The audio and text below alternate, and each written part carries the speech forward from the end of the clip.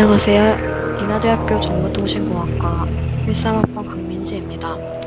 제가 이번 컴퓨터 그래픽스 미니 프로젝트 주제로 선정한 것은 오픈GL을 기반으로 한 3D 전차 게임입니다. 3D 전차 게임은 사용자가 전차를 사용하여 포를 조작하여 관역을 명주시키는 게임입니다. 보시다시피 이렇게 배경음악을 설정해 두었고요.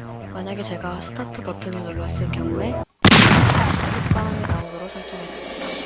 다음 페이지로 넘어갈 경우 이렇게 새로운 배경음악으로 바뀌도록 설정했고요. 처음 이 게임을 이용하는 유저가 볼 수 있도록 튜토리얼 메뉴를 만들었습니다.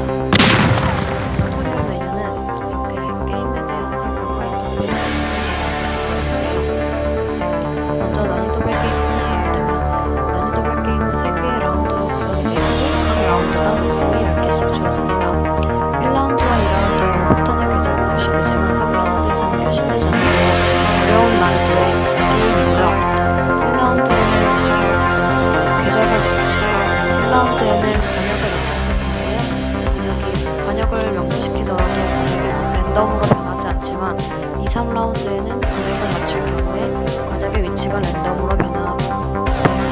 그래서 전차의 위치를 옮겨서 관역을 변형해야 하는 점이 있습니다.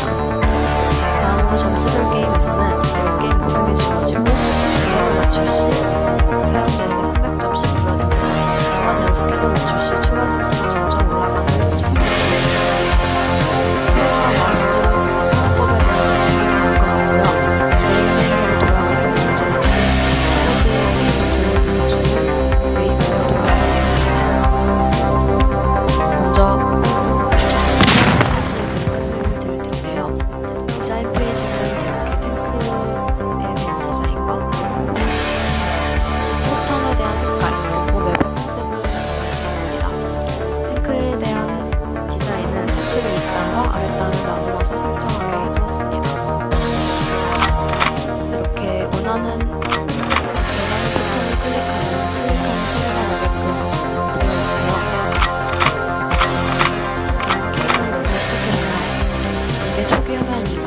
일단 탱크의 모습을 보시면 윗단과 아랫단이 나뉘어 있는 것을 볼 수 있습니다. 그리고 아까 우리가 선택한 대로 사막 컨셉을 한 맵에 선택한 패턴으로 그대로 적용이 된 것을 볼 수 있고요. 이 상황에서 시점 이동은 일단 마우스 왼쪽 키를 누르면 이렇게 회전을 할 수가 있고 마우스 오른쪽 키로는 시점을 원하는 곳으로 이동을 시킬 수 있습니다. 전차의 윗단은 WASD 키를 이용해서 변화시킬 수 있는데요. 먼저 A 키를 누르면 왼쪽으로, D 키를 누르면 오른쪽으로, W 키를 누르면 왼쪽으로, S 키를 누르면 아래쪽으로 하게 됩니다. 탱크의 움직임 또한 구현했습니다. 앞으로 가는 키를 누르면 앞으로, 뒤로 가는 키를 누르면 뒤로 가게 됩니다. 그리고 1 버튼을 누르면 이렇게 화면이 축소가 되고요. 2 버튼을 누르면 화면을 확대시킬 수 있습니다. 탱크의 움직임을 조금 더 자연스럽게 구현하기 위해서 탱크는 우측과 좌측으로 이동을 할 때 한 번에 이동을 하지 않고 조금씩 회전을 하며 각도를 가지고 이동을 합니다. 따라서 왼쪽으로 가고 싶다고 생각을 했을 때 마우스 왼쪽 키와 왼쪽 키를 동시에 눌러서 이동을 해야 합니다. 이런 식으로. 마찬가지로 뒤로 가고 싶다고 생각할 때 뒤로 오른쪽으로 동시에 가고 싶은 키를 동시에 눌러서 이렇게 실제 탱크처럼 자연스럽게 움직임을 구현하도록 하였습니다. 일단 지금 이 게임은 점수별 게임인데요. 점수별 게임에서는 일단 가운데 스코어 게임이라는 안내 문구가 뜨고 우측 상단에는 스코어가 출력이 됩니다. 그리고 왼쪽 상단에 보시면 동그라미가 10개 있는 걸 보실 수 있는데요. 이 동그라미는 이 게임의 목숨을 나타냅니다.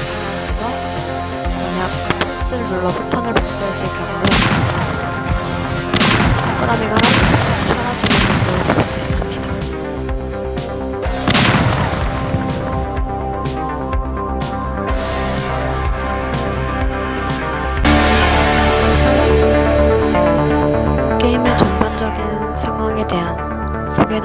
있으니 일단 난이도별 게임을 먼저 자세히 설명해 드리도록 하겠습니다. 난이도별 게임의 디자인 페이지입니다. 탱크의 디자인을 설정하고 시티 맵을 골라보겠습니다. 이렇게 보면 상단에 라운드 1이라는 메시지가 뜹니다. 그리고 상단 좌측에는 현재 시간과 목숨 10개가 표시되어 있고 오른쪽에는 몇 번 맞췄는지에 대한 힛 넘버가 나와 있습니다. 라운드 1에서는 이렇게 포탄의 궤적이 출력이 되고요. 따라서 제가 이런 식으로 어느 정도로 발사를 해야 관역을 맞출 수 있는지를 손으로 계산을 해보고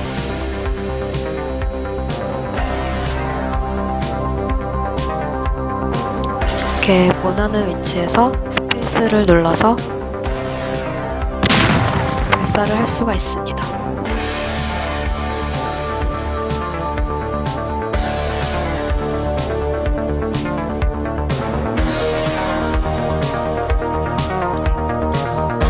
지금 보면 퍼펙트라는 메시지가 뜬 것을 확인할 수 있고요. 그리고 오른쪽 상단에 핀 넘버가 1이 된 것을 볼 수 있습니다. 라운드 1에서는 이렇게 관역이 포탄에 맞아도 위치가 변하지 않고 그대로 있게 됩니다. 따라서 매우 쉬운 난이도의 게임입니다. 라운드 2를 하기 위해서 포탄을 전부 다 사용해 보겠습니다. 목숨이 0이 되고 라운드 1이 끝났으니 스크린을 누르라는 메시지가 뜹니다. 그러면 이렇게 라운드 2가 됩니다. 라운드 2에서는 힛 넘버는 그대로 있고 목숨이 10개가 됩니다. 그래서 따라서 지정해놓은 그대로 발사를 하게 되면 포탄은 관역을 정확히 맞추게 됩니다.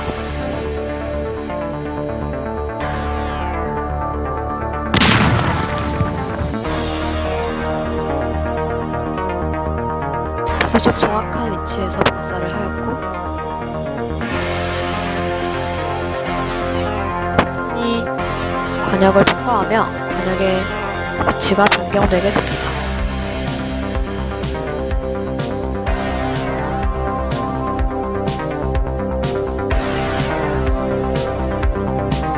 관역은 보시다시피 왼쪽으로 변경이 되었고요.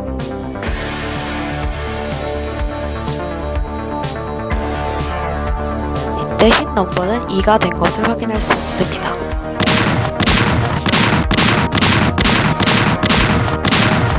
라운드 3로 넘어가 보겠습니다. 라운드 3가 됐는데 지금은 라운드 2와 다른 점은 보시다시피 게이지의 궤적, 포탄의 궤적이 출력이 되지 않습니다. 따라서 사용자는 내가 어느 정도의 힘으로 포탄을 발사해야 할지를 계산하여 여러 번 시도 끝에 관역을 맞추는 것이 가능합니다. 따라서 3라운드는 이전 라운드보다 더 어려운 난이도를 가지고 있다고 볼 수 있습니다. 이번에 설명할 게임은 점수별 게임입니다. 점수별 게임의 디자인을 선택하겠습니다. 이번에는 포레스트 맵으로 설정하겠습니다. 게임을 시작하면 게임 상단에 스코어 게임이라는 안내 문구가 뜨고 왼쪽에는 10가의 목숨 그리고 오른쪽에는 현재의 스코어가 출력됩니다. 난이도 게임의 라운드 1과 비슷하게 똑같이 탱크의 궤적이 표시가 되고요. 그럼 제가 이렇게 해서 관역을 맞출 경우에 스코어는 300이 플러스가 됩니다.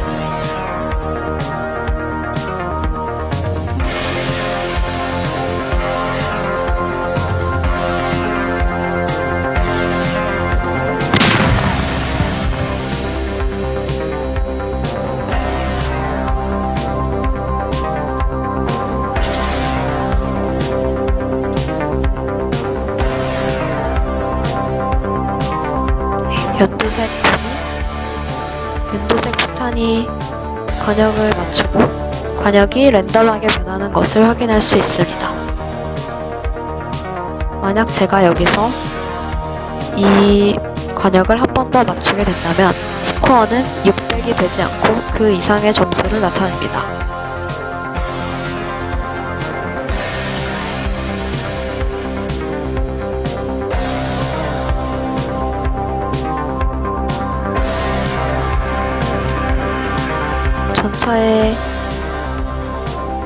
전차의 위치를 조절하여 관역에 맞게 해보도록 하겠습니다.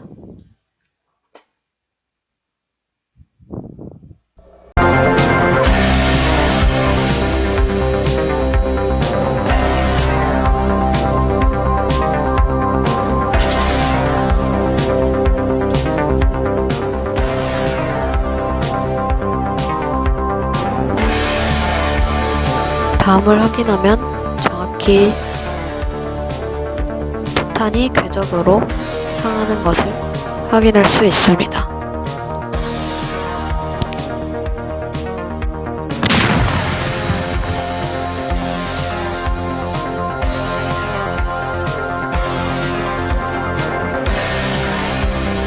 보시다시피 스코어는 더블 히치 됐을 때 600이 아니라 900으로 바뀌는 것을 볼 수 있습니다. 또한 관역을 랜덤으로 변경된 것을 확인할 수 있습니다.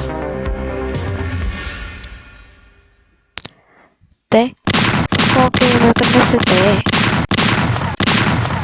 어떤 결과가 나오는지 확인해 보겠습니다. 현재 나와 있는 점수와 이름들은 제가 코드에 임의로 지정한 가상 플레이어들입니다. 만약 제 점수가 만부터 만 이상일 경우에 저는 저 랭크 중 사이에 하나 들어가게 되고 제 이름을 입력란에 입력할 수 있게 됩니다. 밑에 오른쪽 밑에 있는 메뉴들은 quiet를 누르면 이 창이 꺼지게 되고 try again을 누르면 다음과 같이 첫 번째 페이지로 다시 이동하게 됩니다. 그래서 스타트를 누르고 제가 원하는 게임을 또 누를 경우에 처음부터 다시 게임을 할 수 있습니다.